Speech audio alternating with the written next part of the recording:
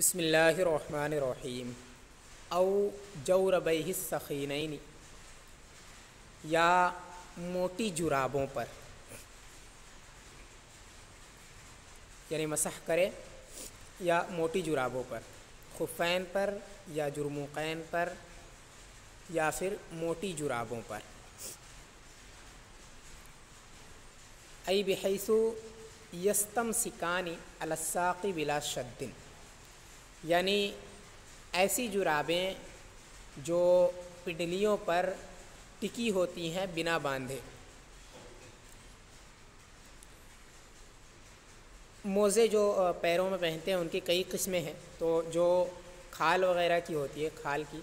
تو ان کو خفین کہتے ہیں، یا کھال جیسے کسی اور چیز کی بھی ہوتی ہے تو ان کو خفین کہتے ہیں۔ اور جو اوپر سے پہنے جاتے ہیں، خفین کے اوپر سے ان کی حفاظت کے لیے، ان کو جرموقین کہتے ہیں۔ اور جرموقین جو ہیں یہ کھال کے بھی ہوتے ہیں، کھال اور جیسی چیزوں کی بھی، اور سوت وغیرہ کی بھی ہوتے ہیں، سوت وغیرہ کے بھی۔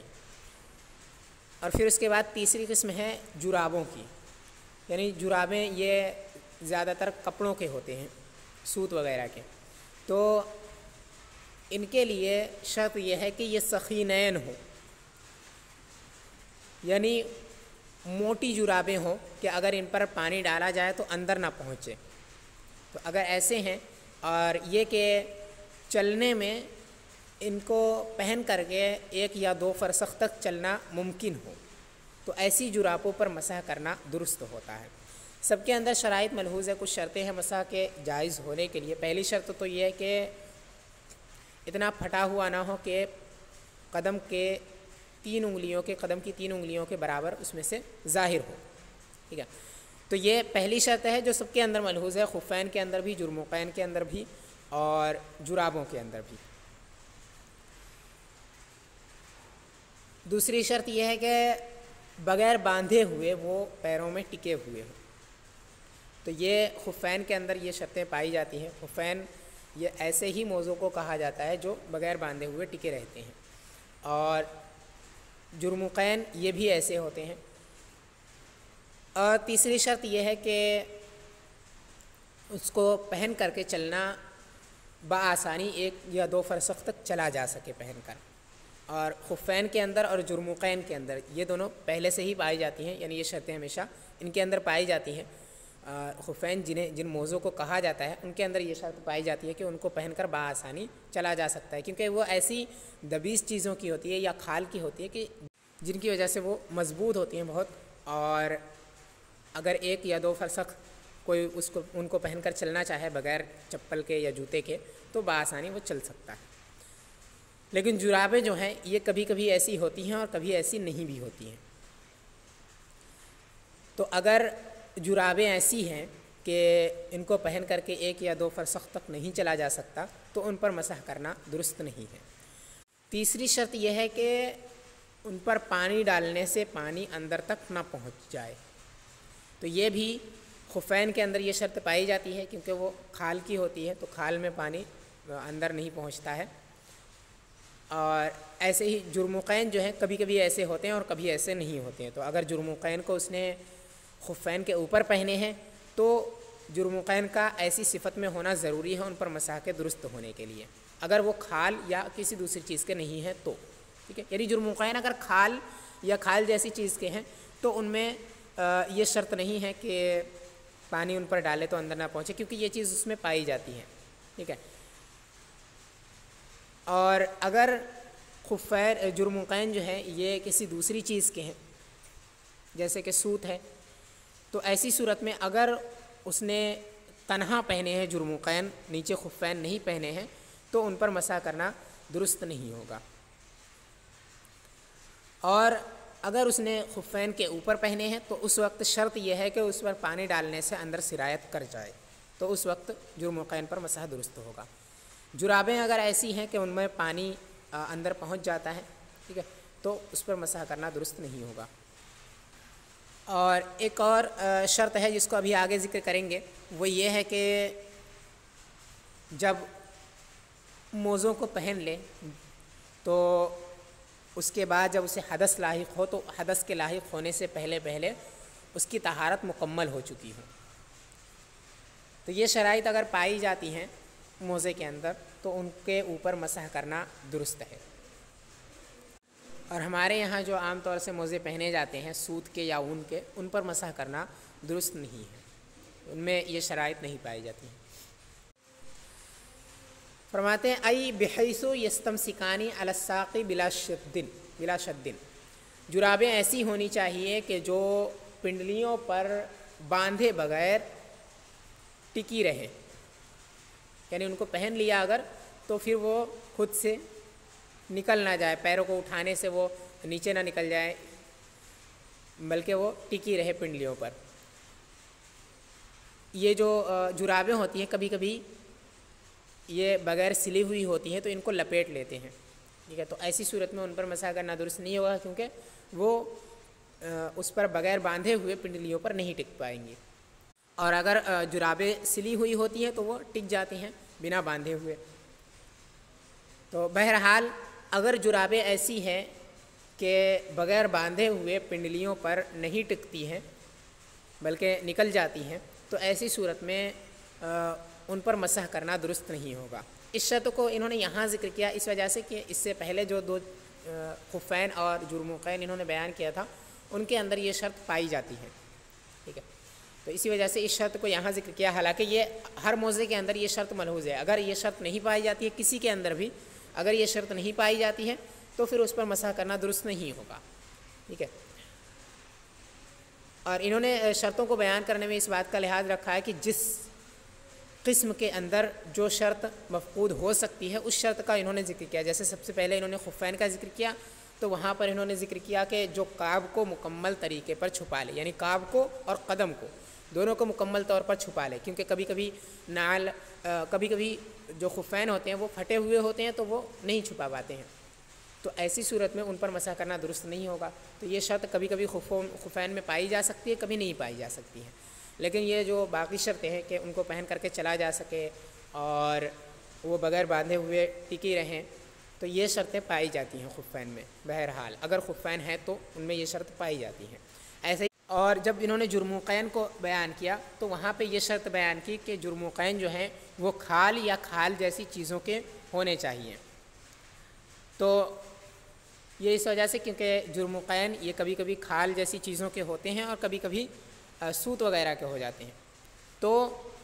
وہاں پہ یہ شرط مفقود ہو سکتی ہے، اسی وجہ سے وہاں پہ اس شرط کا ذکر کیا۔ اور پھر جرابوں کا جب ذکر کیا انہوں نے تو یہاں پہ انہوں نے یہ بیان کیا کہ بغیر باندھے ہوئے پنڈلیوں پر ٹکی رہیں، تو یہاں پہ اس وجہ سے کیونکہ جرابوں میں یہ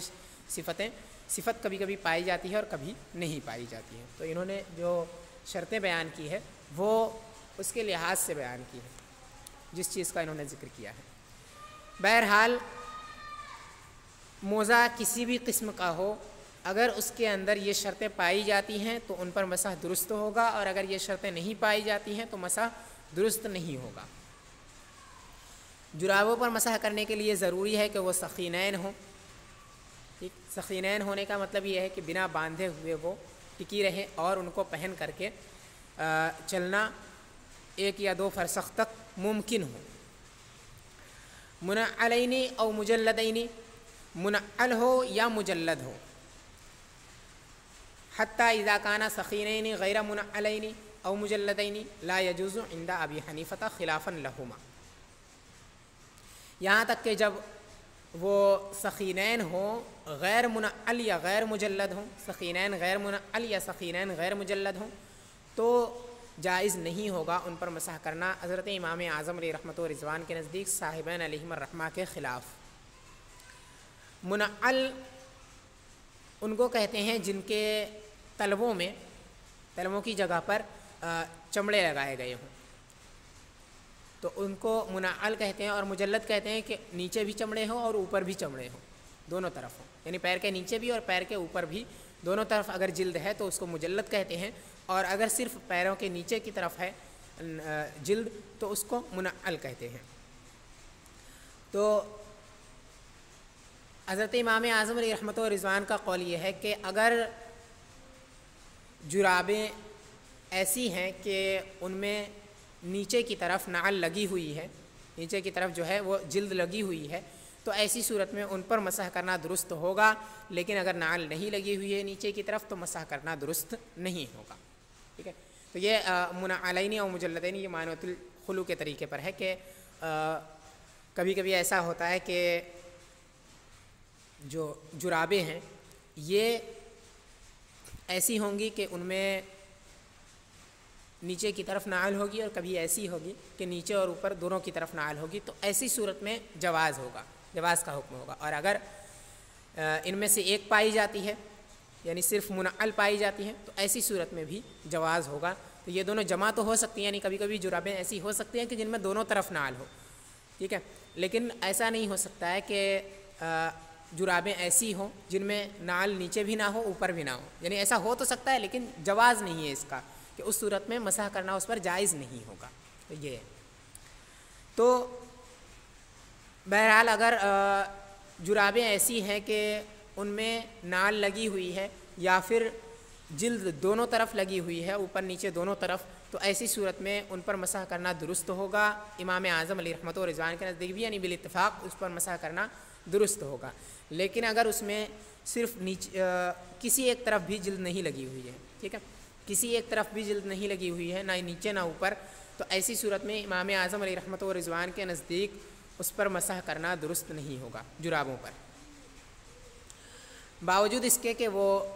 ثقینین ہوں تو بھی. اگر وہ ثقینین ہیں یعنی موٹی جرابیں ہیں اور ان کو پہن کر کے چلنا ممکن ہے 1 یا 2 فرسخ تک بآسانی، تو بھی ان پر مسح کرنا تبھی درست ہوگا جب ان میں نعل لگی ہوئی ہو یا وہ اگر مجلد ہو. یہ امام اعظم علیہ رحمۃ و رضوان کے نزدیک ہے. اور صاحبین علیہ رحمہ فرماتے ہیں کہ نہیں، ایسا نہیں ہے، بلکہ اگر نعل نہیں لگی ہوئی ہے تو بھی جرابوں پر مسح کرنا درست ہے، کیونکہ اس میں مسح کے شرائط پائی جاتی ہیں. اگر جرابیں ثقینین ہیں تو یعنی اتنی موٹی جرابیں ہیں کہ ان کو پہن کر کے بآسانی چلا جا سکتا ہے، تو ایسی صورت میں اس کے اندر تمام شرطیں پائی جاتی ہیں. اب منعل یا مجلد کا ہونا یہ ضروری نہیں ہے، کیونکہ ان کا ثقینین ہونا یہ مشابہ ہے خفین کے. اگر یہ ثقینین ہیں تو خفین کے مشابہ ہو جاتے ہیں. جب خفین کے مشابہ ہو جائیں گے تو ان پر مسح کرنا جس طرح سے خفین پر درست ہوتا ہے ویسے ان پر بھی مسح کرنا درست ہوگا. تو یہ صاحبین امام رحمہ کا قول ہے. اور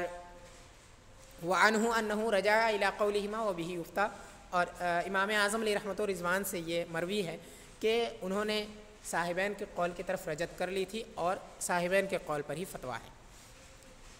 یعنی حضرت امام اعظم علیہ رحمۃ و رضوان نے اپنے وصال سے 3 دن یا 9 دن پہلے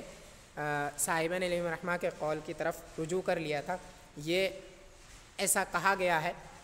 بہرحال اگر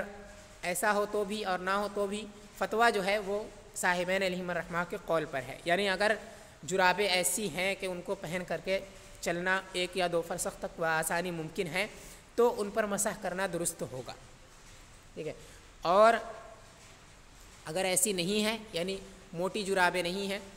بلکہ سوت یا اون کے پتلے کپڑوں کی ہے تو ایسی صورت میں ان پر مسح کرنا درست نہیں ہوگا، چاہے وہ مجلد ہوں یا مجلد نہ ہو، منعل ہو یا نہ ہو. ملبوسین علی طہر تام وقت الحدث، پہنے گئے ہو مکمل طہارت پر حدث کے وقت، یعنی خفین ہوں یا جرموقین ہوں یا جوربین ہوں، ان پر مسح کرنے کے لیے، مسح کے جائز ہونے کے لیے شرط یہ ہے کہ یہ حدث کے لاحق ہونے سے پہلے یہ پہنے ہوئے ہوں اور اس وقت طہارت جو ہے وہ مکمل ہو. مطلب یہ ہے کہ اگر کسی شخص نے موزے خفین وغیرہ پہنے ہوئے ہیں جن کے اندر شرائط پائی جاتی ہیں مسح کے، تو جس نے ایسے پہنے ہوئے ہیں موزے، اگر اسے حدث لاحق ہوا تو حدث لاحق ہونے سے ٹھیک پہلے اگر اس کی مکمل طہارت تھی تو اس وقت ان پر مسح کرنا درست ہوگا. دوبارہ وضو کرے گا اگر وہ تو ان پر مسح کر سکتا ہے، لیکن اگر اس سے پہلے طہارت اس کی مکمل نہیں تھی، ٹھیک ہے، یا پھر موزے اس نے نہیں پہنے تھے، تو ایسی صورت میں ان پر مسح کرنا درست نہیں ہوگا۔ یہ مکمل طہارت پر پہنے ہوئے ہوں حدث کے وقت، یعنی حدث سے ٹھیک پہلے، فلو توضأ وضوءا غیر مرتب فغسل الرجلین، پھر اگر کسی نے غیر مرتب وضو کیا تو پہلے اس نے پیروں کو دھل لیے، ثم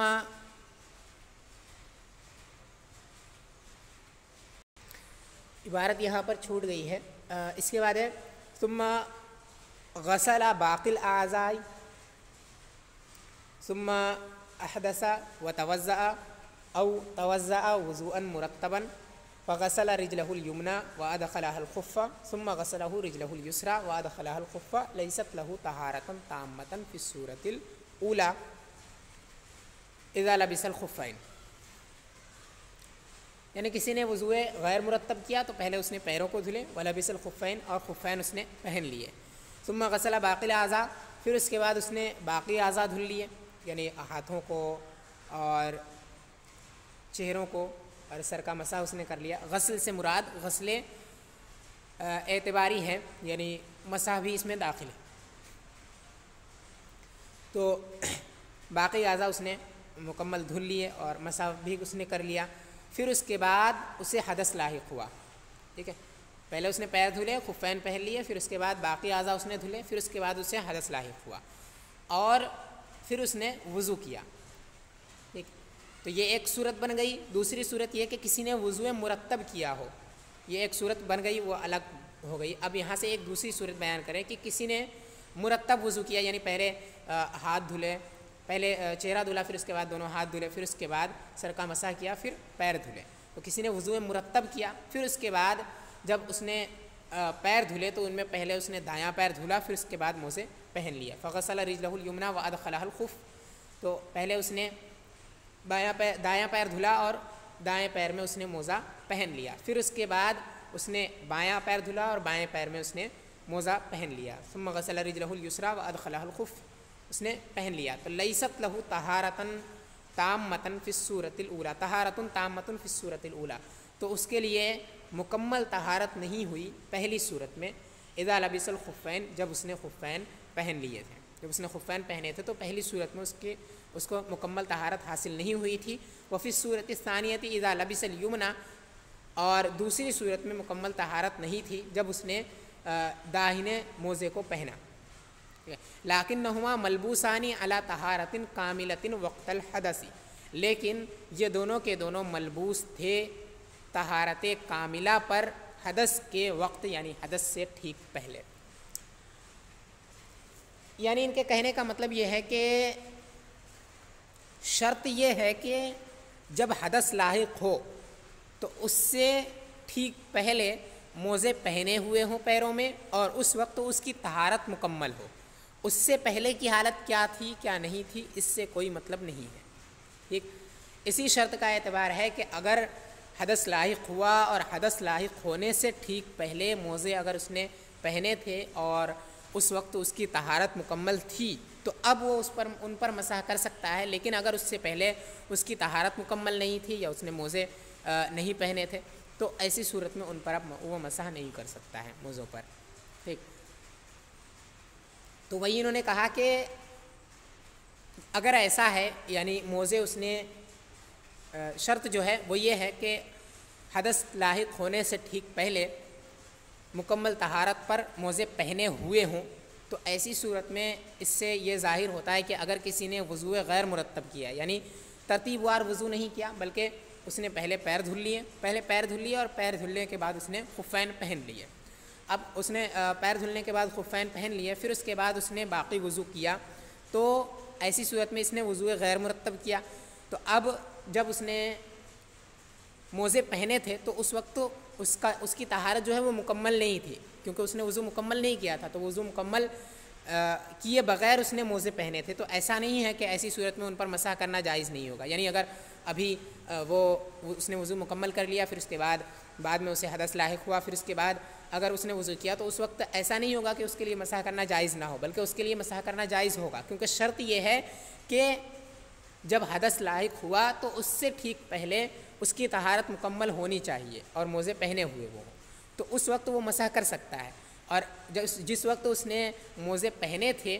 تو اس وقت اس کا مکمل طہارت پر ہونا یہ ضروری نہیں ہے، یعنی جب موزے پہن رہا ہے تو اس وقت اس کا مکمل وضو ہو، مکمل طہارت اسے حاصل ہو، یہ کوئی ضروری نہیں ہے، ٹھیک ہے، بلکہ شرط یہ ہے کہ جب اسے حدث لاحق ہوا تو حدث لاحق ہونے سے بالکل ٹھیک پہلے اس کا وضو مکمل ہو، طہارت اس کی مکمل ہو، ٹھیک ہے، تو اس وقت وہ ان پر مسح کر سکتا ہے۔ ایسے ہی دوسری صورت یہ ہے کہ کسی نے وضو کیا اور ترتیب وار اس نے وضو کیا، یعنی پہلے اس نے چہرہ دھلا، پھر اس کے بعد دونوں ہاتھ دھلے، پھر اس کے بعد مسح کیا، پھر اس کے بعد پیر دھلے، لیکن اس نے جو موزہ پہنا وہ اس طرح کہ پہلے اس نے دایاں پیر دھلا تو دائیں پیر دھلنے کے بعد اس نے داہنے پیر کا موزہ پہن لیا، پھر اس کے بعد بایاں پیر دھلا تو بایاں پیر کا موزہ اس نے پہن لیا۔ تو جب دایاں پیر اس نے دھلا اور اس وقت اس نے موزہ پہن لیا تو دائیں پیر کا خف اس نے اس وقت پہنا تھا جس وقت اس کی طہارت مکمل نہیں ہوئی تھی، کیونکہ ابھی ایک پیر کا دھلنا باقی ہے، جب ایک پیر دھل لے گا تب طہارت مکمل ہوگی۔ تو اگر اس نے دوسرا پیر نہیں دھلا ہے تب تک اس کی طہارت مکمل نہیں ہوئی ہے، لیکن اس کے باوجود جب اس نے دوسرا پیر دھلا اور اس نے موزے پہن لیے، پھر اس کے بعد اسے حدث لاحق ہوا اور اس وقت تک بیچ میں اس نے موزے نہیں اتارے تھے، تو اس وقت اب وہ ان پر مسح کر سکتا ہے، ٹھیک ہے، کیونکہ شرط یہ ہے کہ حدث لاحق ہونے سے پہلے اس کی طہارت مکمل ہونی چاہیے اور وہ موزے پہنے ہوئے ہوں، اور شرط یہ نہیں ہے کہ جس وقت اس نے موزے پہنے ہوں اس وقت اس کی طہارت مکمل ہو، کیونکہ ان دونوں صورتوں کے اندر جس وقت اس نے موزے پہنے ہیں اس وقت طہارت مکمل نہیں ہے، ٹھیک ہے، لیکن اس کے باوجود ان دونوں صورتوں میں ہی مسح کرنا اس کے لیے جائز ہے، تو وہ اسی وجہ سے، کیونکہ شرط یہ نہیں ہے کہ جب موزے پہن رہا ہو تو اس وقت اس کی طہارت مکمل ہو، بلکہ شرط یہ ہے کہ حدث لاحق ہونے سے پہلے موزے جو ہے وہ ملبوس ہوں اور طہارت مکمل ہو، یہ شرط ہے۔ طہارت مکمل ہو یعنی اس نے بالکل صاف پانی سے وضو کیا ہو، ایسا نہ ہو کہ جیسے اس نے نبیذ تمر سے کیا ہو یا پھر کسی اور مکروہ پانی سے کیا ہو، تو طہارت جو ہے وہ مکمل ہونا یہ بھی ضروری ہے۔ اور امام شافعی علیہ رحمۃ و رضوان فرماتے ہیں کہ ایسا نہیں ہے، کہ شرط یہ ہے کہ جب وہ موزے پہن رہا ہو تو اس سے پہلے ہی اس کا وضو مکمل ہو چکا ہو، یہ امام اعظم علیہ رحمۃ و رضوان کے نزدیک شرط ہے۔ ہمارے یہاں یہ شرط ہے کہ جس وقت حدث سے لاحق ہوا اس سے پہلے اس کا وضو مکمل ہو اور اس نے موزے پہنے ہو، تو اس وقت وہ مسح کر سکتا ہے، لیکن امام شافعی علیہ رحمہ فرماتے ہیں کہ ایسا نہیں ہے، بلکہ جب اس نے موزے پہنے تو اسی وقت اس کی طہارت کا مکمل ہونا یہ شرط ہے۔ فعلم ان قولهم ملبوسین احسن من عبارتهم وهم اذا لبسهما على طہارت کاملۃ، تو معلوم ہوا کہ ماتن علیہ رحمہ کا قول ملبوسین یہ مصنفین اور فقہا کی عبارتوں میں سے سب سے بہتر عبارت ہے، اور وہ عبارت یہ ہے کہ اذا لبسہما علی طہارت کاملۃ، یعنی فقہاء کرام کی جو عبارت ہوتی ہے وہ یہ ہوتی ہے کہ وہ اس طرح سے کہتے ہیں کہ مسح کی شرط جب بیان کرتے ہیں مسائل الخفین کی تو کہتے ہیں کہ اذا لبسہما علی طہارت کاملۃ، جب اس نے پہنے ہوں مکمل طہارت پر، تو اس کے اندر دو چیزیں ہیں، ایک تو یہ کہ لبسا انہوں نے فعل استعمال کیا ہے، دوسری وجہ یہ ہے کہ طہارت کاملۃ یہ کہا ہے، طہارت کاملہ کے ساتھ اس کو متعلق کیا ہے علی طہارت کاملہ کہہ کر کے، تو یہ دو چیزیں، ایک تو فعل جو ہے وہ حدوث پر دلالت کرتا ہے، حدوث و تجدد پر، تو مطلب یہ ہے کہ فعل کے اندر یہ ہوتا ہے کہ کسی کام کا اس میں کے اندر ثبوت ہوتا ہے، لیکن وہ ثبوت ایسا ہوتا ہے کہ جس وقت اس کا ثبوت کیا گیا ہے اسی وقت وہ فعل وجود میں آتا ہے، پھر اس کے بعد ختم ہو جاتا ہے، ٹھیک ہے، یعنی فعل کے اندر استمرار اور دوام نہیں ہوتا ہے، بلکہ اس کے اندر حدوث ہوتا ہے، یعنی جس وقت فعل ہوا ایک وقت ایسا آئے گا کہ فعل ہوگا پھر اس کے بعد ختم ہو جائے گا، پھر اس کے بعد دوبارہ اگر کسی نے اطلاق کیا تو دوبارہ ہوگا فعل، پھر اس کے بعد پھر ختم ہو جائے گا۔ تو فعل کے اندر بقا اور دوام نہیں ہوتا ہے بلکہ اس کے اندر حدوث اور تجدد ہوتا ہے۔ تو ایک تو یہ کہ اس سے یہ پتہ نہیں چل رہا ہے کہ موزے فی الحال اس نے پہنے ہوئے ہیں، یعنی جس وقت اسے مسح کرنا ہے اس وقت تک، جس وقت اس نے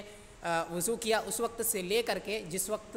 اس کو مسح کرنا ہے اس وقت تک، اس پورے وقت میں اس نے موزے پہنے ہوئے ہوں، اس کا اس سے پتہ نہیں چل رہا ہے، ٹھیک ہے۔ اذا لبسہما علی طہارۃ کاملۃ سے، کیونکہ اذا لبسہما علی طہارۃ کاملۃ کا مطلب یہ ہے کہ جب اس نے وضو کیا تو اس وقت اس نے موزہ پہن لیا، اب اس کے بعد اس نے موزہ اتارا یا نہیں اتارا اس کا کچھ اس سے پتہ نہیں چلتا ہے، ٹھیک۔ دوسری چیز یہ ہے کہ انہوں نے طہارت کاملہ کہا ہے، حالانکہ ہم نے اس سے پہلے 2 صورتیں دیکھی اور دونوں صورتوں میں مکمل طہارت پر اس نے موزے نہیں پہنے ہیں، لیکن اس کے باوجود مسح کرنا درست ہے۔ تو اس سے پتہ چل رہا ہے کہ اس سے بہتر جو عبارت ہے وہ یہ ہے جو ماتن نے ابھی ذکر کیا۔ تو وہی کہہ رہے ہیں کہ احسن عبارت ہے جو فقہاء اور مصنفین کی عبارتیں ہیں ان میں بہتر عبارت یہی ہے جو ماتن علیہ الرحمہ نے کہا ہے،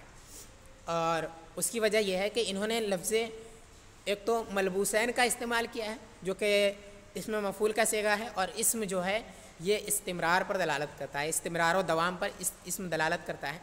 ٹھیک ہے۔ تو اس کا مطلب یہ ہوا کہ موزے جو ہیں وہ برابر پہنے ہوئے ہوں جس وقت اسے مسح کرنا ہے، جس وقت حدث لاحق ہوا تو اس وقت تک اس نے موزے پہنے ہوئے ہوں، اس سے یہ بخوبی پتہ چل رہا ہے، اور اس کے اندر یہ نہیں ہے کہ اس نے موزے پھر اتار دی ہوں، اس میں وہم نہیں ہوتا ہے، اور فعل کے اندر ایسا وہم ہوتا ہے، ٹھیک۔ تو ایک تو یہ کہ یہ حدوث و تجدد پر نہیں بلکہ یہ دوام و استمرار پر دلالت کرتا ہے، تو اس کی وجہ سے اس سے یہ وہم نہیں ہوگا کہ اس نے اگر موزے اتار دی ہوں تو کیا اس کے بعد بھی وہ مسح کر سکتا ہے، تو یہ وہم اس کے اندر نہیں ہوتا ہے۔ اور دوسری چیز یہ کہ انہوں نے وقت الحدث کہا ہے کہ حدث کے لاحق ہونے کے وقت، جس کا مطلب یہ ہے کہ حدث کے لاحق ہونے سے ٹھیک پہلے۔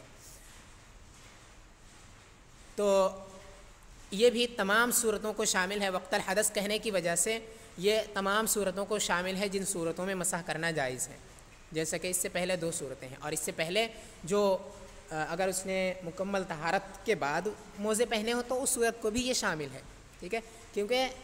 مکمل طہارت کے بعد اگر اس نے پہنے اور ابھی تک اس نے موزے پہنے ہیں اور طہارت مکمل ہے پھر اسے حدث لاحق ہوا تو اس وقت اس نے مسح کیا، تو اس صورت کو بھی یہ ماتن کی جو عبارت ہے وہ شامل ہے، کیونکہ ان کا مطلب، ان کے کہنے کا مطلب یہ ہے اور ان کی جو عبارت ہے اس کا مفہوم یہی ہے کہ حدث سے پہلے بالکل ٹھیک پہلے طہارت مکمل ہونی چاہیے، اور یہاں پر طہارت مکمل ہے لہٰذا اس صورت کو یہ شامل ہے۔ تو مصنف کی جو عبارت ہے وہ ہر صورت کو شامل ہے۔ یہ ایک کمی اس کے اندر یہ ہے کہ انہوں نے لفظ وقت الحدث کہا ہے، اور وقت الحدث کہنے کی صورت میں اس سے مکمل ظہور اس کا نہیں ہوتا ہے، یعنی کہنا کیا چاہتے ہیں ماتن اس سے یہ پتہ نہیں چل رہا ہے، کیونکہ وقت الحدث یہ ایسا وقت ہوتا ہے کہ طہارت ختم ہو چکی، ٹھیک ہے، لیکن انہوں نے کہا کہ ملبوسانی علی طہارت کاملۃ وقت الحدث، طہارت کاملہ بھی ہو اور حدث کا وقت بھی ہو، تو ایسا نہیں ہو سکتا، بلکہ دونوں میں منافات ہے کہ حدث کا جو وقت ہوتا ہے وہ طہارت کاملہ کا وقت نہیں ہو سکتا ہے، بلکہ طہارت کاملہ کا وقت اس سے پہلے یا اس کے بعد آئے گا، ٹھیک ہے۔ اگر کسی کو حدث لاحق ہوا تو جیسے ہی حدث لاحق ہوگا ویسے ہی طہارت ختم ہو جاتی ہے،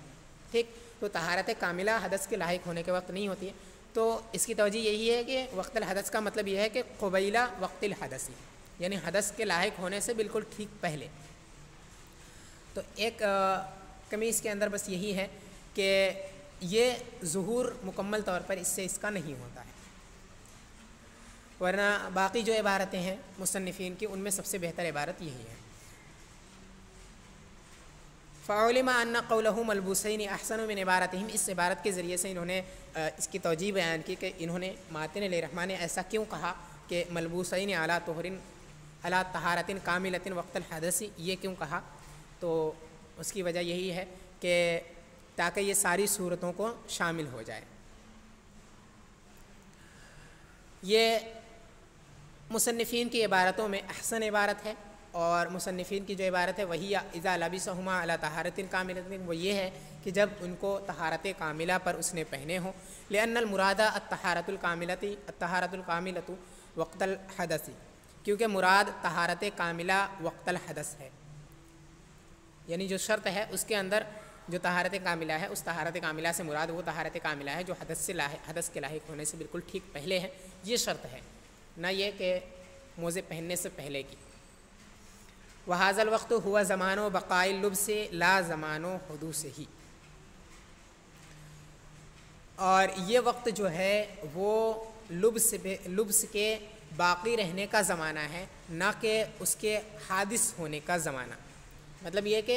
موزے کے پہننے کے باقی رہنے کا زمانہ ہے، یعنی موزے پہنے ہوں، جب وضو کر کے اس نے موزے پہنے ہوں اور ابھی تک اس نے موزے پہن رکھے ہوں، یا جب حدث لاحق ہوا اس سے پہلے تک اس نے موزے پہن رکھے ہوں، ایسا نہ ہو کہ بیچ میں اتار دیا ہو، ٹھیک ہے۔ تو یہی کہہ رہے ہیں کہ بقائے لبس ہے، یعنی موزے کے پہننے کے باقی رہنے کا وقت ہے، یعنی لگاتار اس نے موزے ابھی تک پہن رکھے ہوں، موزے کا پہننا باقی ہو، ٹھیک ہے۔ لا زمان حدوثی، نہ کہ اس کے حدوث کا زمانہ ہے، مطلب یہ کہ جب حدث لاحق ہوا اس سے بالکل ٹھیک پہلے موزہ اس وقت وہ پہن لے، یہ زمانہ نہیں ہے، بلکہ اسی وقت اس نے موزے پہنے ہوں اور ابھی تک اس نے موزے پہن رکھے ہوں، یہ ہے۔ کیونکہ اگر اس نے اس وقت موزے نہیں پہنے تھے اور ابھی اس نے موزے پہنے ہیں، ٹھیک ہے، یا اس نے اس وقت موزے پہن رکھے تھے اور پھر اس نے اتار دیے، پھر اب اس نے پہنے ہیں، تو اس صورت کو یہ شامل نہیں ہے اور یہ اس کا مطلب نہیں ہے، ٹھیک ہے۔ اور جب ایسا ہے کہ یہ زمانے حدوث نہیں ہے تو اب یہ بھی کہنا درست نہیں ہوگا کہ اذا لبیسا نہیں کہہ سکتے ہیں، فعل کا استعمال نہیں کر سکتے کیونکہ یہ حدوث پر دلالت کرتا ہے نہ کہ بقا پر۔ تو اس کا مطلب یہ ہوگا کہ موزے اس نے پہن لیے ہوں، بس اب ابھی تک پہنے ہوں یا نہیں پہنے ہوں، لگاتار اس نے موزے پہن رکھے ہوں یا نہ پہن رکھے ہوں، اس کا مطلب نہیں ہے اور یہ مراد نہیں ہے، ٹھیک۔ لأن الفعل دال على الحدوث والاسم دال على الدوام والاستمرار، کیونکہ فعل یہ دلالت کرتا ہے حدوث پر اور اسم یہ دلالت کرتا ہے دوام اور استمرار پر۔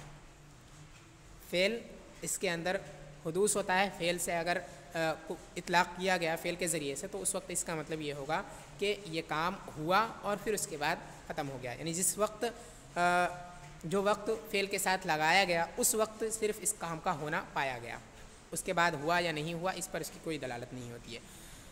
اسم جو ہے یہ دوام و استمرار پر دلالت کرتا ہے، یعنی اسم جس کے ساتھ متصل ہو جائے اس کا دوام اور اس کا استمرار ثابت ہو جاتا ہے۔